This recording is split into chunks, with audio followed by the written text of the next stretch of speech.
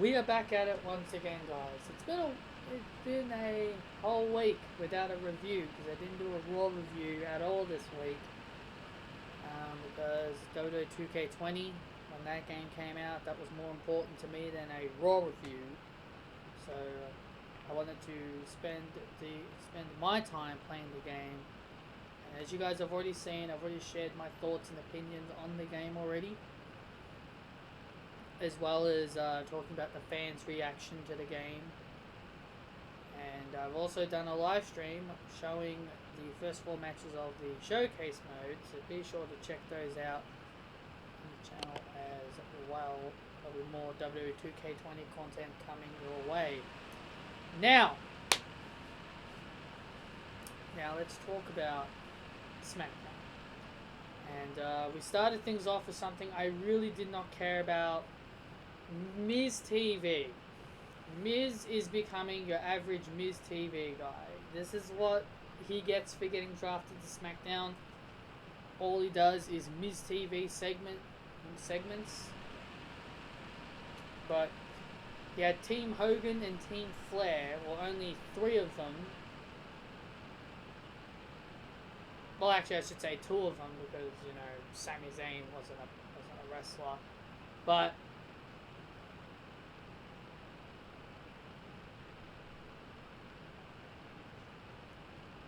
Sorry about that.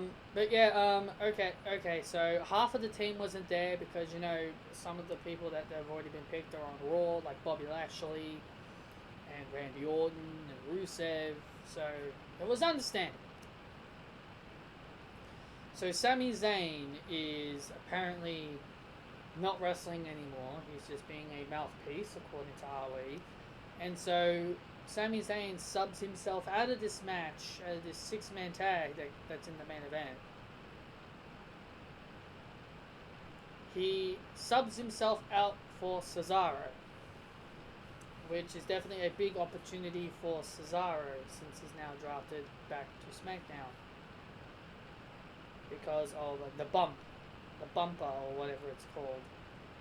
That it's some kind of show, and they announced Cesaro was drafted to SmackDown on the bump. Next, we had Dolph Ziggler and Robert Roode taking on the New Day. Ziggler and Roode won here. This one was a bit of a surprise. Roode and Ziggler won, and in Kofi, I don't know about you guys, but I saw something. Kofi was acting very, very weird after this loss. He had his hands on his hips, and he was looking down. He looked all sad. But I don't think he was sad. I think he was maybe getting annoyed. Because he lost the WWE Championship. He hasn't really done anything of importance since. So, to me, it kind of looks at it as maybe the New Day, maybe this is the time where they finally break up the New Day. Like, why not turn Kofi Kingston heel?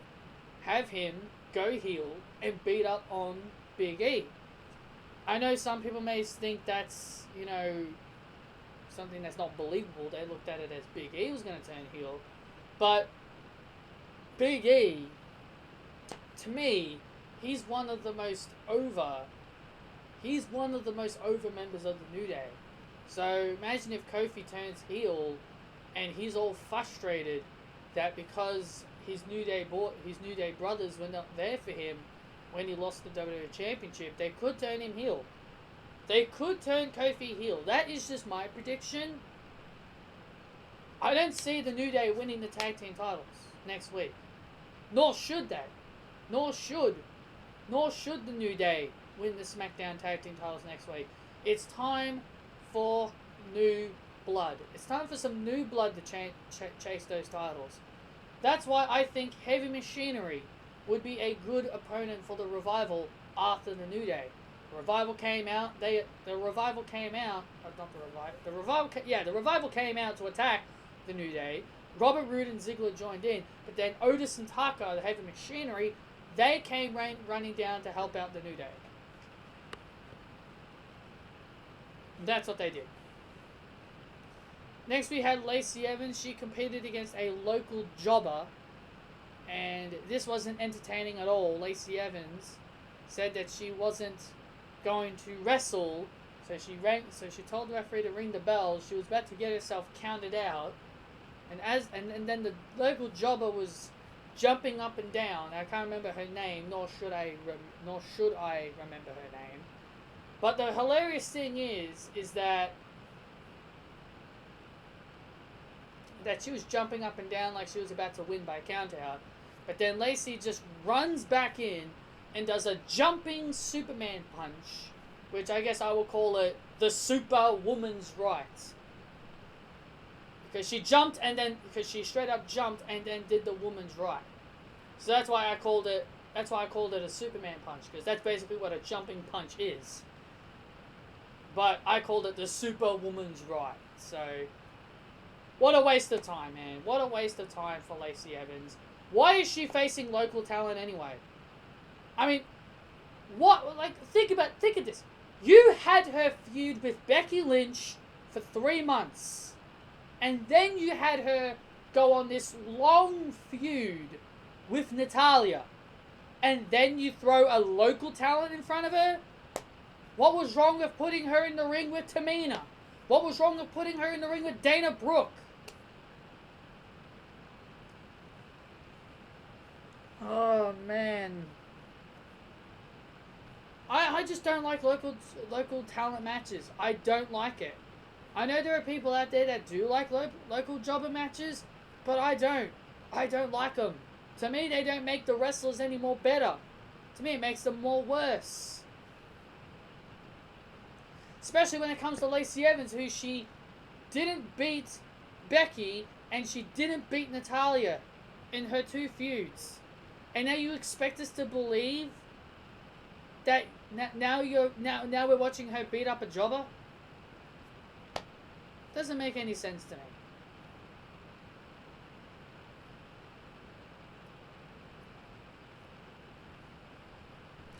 Next we had Drew Gulak in the ring.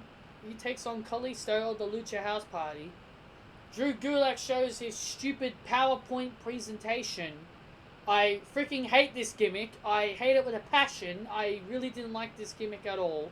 So, Drew Gulak has this giant-ass PowerPoint presentation on how Tyson Fury can beat Braun Strowman, and then as the match and then he talked about the first slide, but then Kalisto kicked him in the face, and then the match began. And Braun Strowman would eventually come out during the match because he was not happy with Drew Gulak's PowerPoint presentation, or as how he calls it, my PowerPoint presentation. That's how he says it. I just don't like this gimmick. This gimmick is stupid. What was wrong with keeping Drew Gulak the way he was when he was in 205 Live? A ruthless, cunning, heel grappler. But no, we had to have this stupid PowerPoint shit.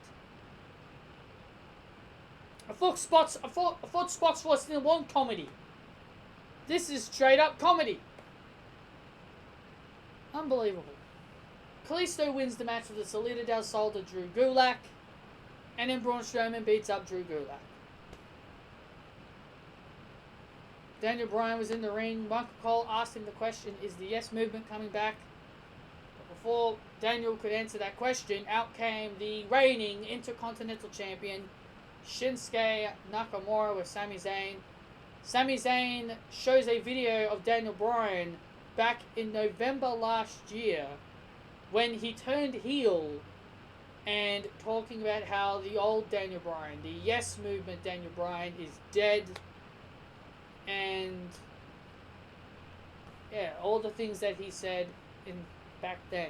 We all remember what he said back then.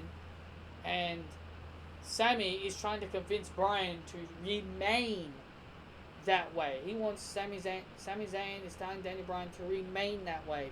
Forget about the Yes Movement. These people don't care about you and all this other stuff. Daniel Bryan looked to shake Sami Zayn's hand too, because Sami offered Bryan to join them, but Bryan had his hand out looking like he was about to shake his hand, but then he puts it down and walks to the back. So Daniel Bryan is... Now that he's a babyface, it is very interesting to see what they are doing with Daniel Bryan. Next we had Nikki Cross and Mandy Rose. I knew the outcome of this match as soon as I saw the graphic. Mandy Rose once again jobbing and counting the lights. I thought WWE were big on their blondes. Seriously, Alexa Bliss and Charlotte Flair get all the luck. Charlotte Flair and Alexa Bliss get all the titles, all the wins, while Mandy Rose is jobbing to Nikki Cross. Mandy Rose is better than this. Unbelievable. And I get it. They're building Nikki Cross up to face Bayley. But where's Alexa?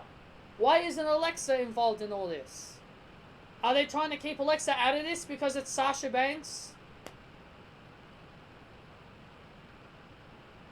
Whatever. Cain Velasquez went face to face with Brock Lesnar, more like face to Titantron, I guess we'll call it. It was a face to Titantron because Cain Velasquez was staring at the Titantron, or Cain Velasquez and Rey Mysterio were staring at the Titantron while Paul Heyman was cutting his promo, and then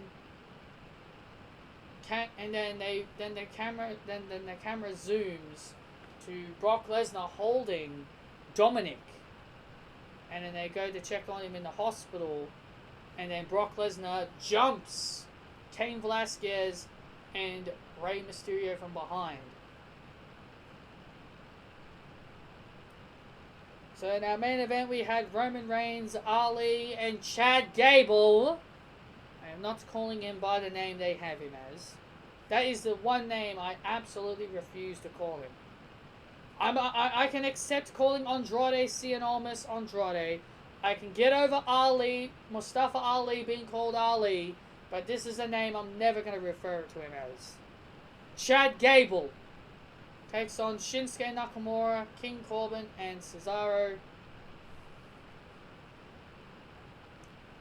Roman Reigns nails the spear on Cesaro, but then he was about to go for the pin, but then he decides to tag in Ali and allow Ali to get the pinfall with the 450 splash on Cesaro. So Team Hogan,